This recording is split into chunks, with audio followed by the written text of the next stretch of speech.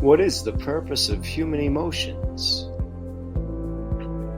According to psychoevolutionary theories, emotions exist today due to the evolution of the species and natural selection. Darwin, 1872.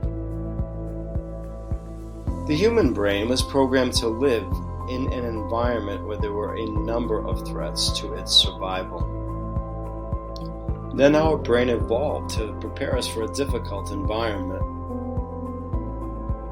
It programmed us with a range of emotions that remain to this day.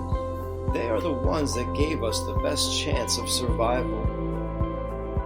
The person who had anxiety and worried about the noises in the middle of the forest and about having enough food to last through the winter had the best chance of surviving and reproducing in that environment.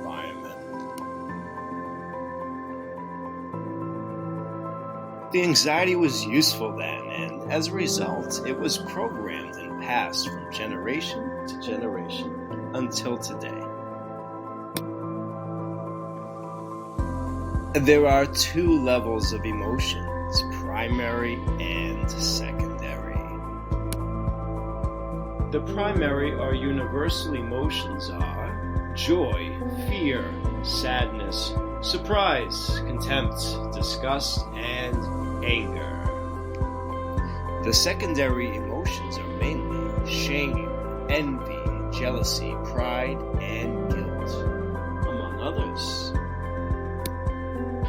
Primary and secondary emotions serve as the basis for other more complex emotions. So what is the role of emotions? All emotions are good. They fulfill a purpose. Some may be more pleasant than others, but all are good. You should see emotions as biological indicators, as messengers trying to send you information. All this information is useful, but beware. It doesn't always mean that you have to follow what they say. And why is that? Simply because in recent years, we have made a great and rapid evolutionary leap. So many of these emotions may be a bit off. When you pass in front of a pastry shop and see a delicious chocolate cake, your emotions tell you to eat. Because all that sugar means energy, and that energy can be used to run away from a lion in a short time. The situation is that nowadays we don't run away from lions. Does it make sense? Still, emotions continue to give us meaningful and relevant information and prepare us for a specific response.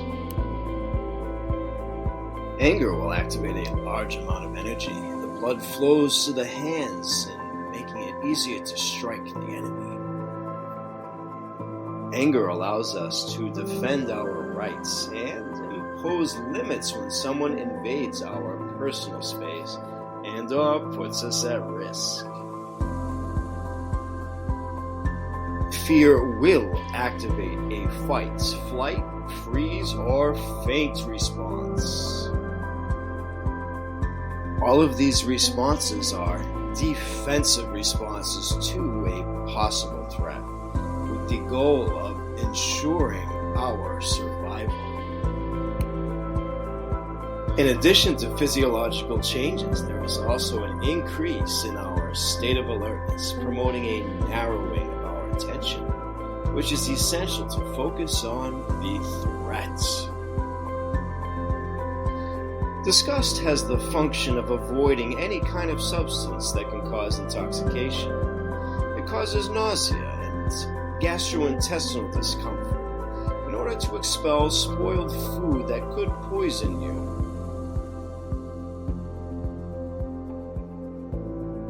Joy promotes increased energy, makes you reduce worrying thoughts, cushions the effects of stress, and promotes creativity.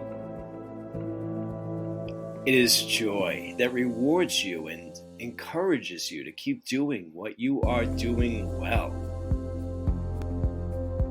Sadness brings a significant reduction in energy level and enjoyment of activities. It promotes adjustment to a great loss, to seek social support, to create introspection, and to realize the consequences of our actions.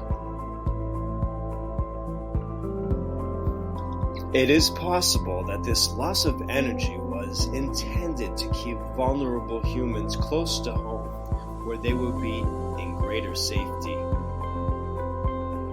As you can see, emotions have an adaptive function. They provide important data that we can use to make decisions and better understand something that is happening in our life. This is why trying to ignore or avoid emotions only makes them intensify and become more frequent. The messages they convey are too important to ignore. So the next time you feel an emotion, remember this video and listen to the message. Try to understand what the emotion is telling you and what its function is, always with the notion that you can decide what is best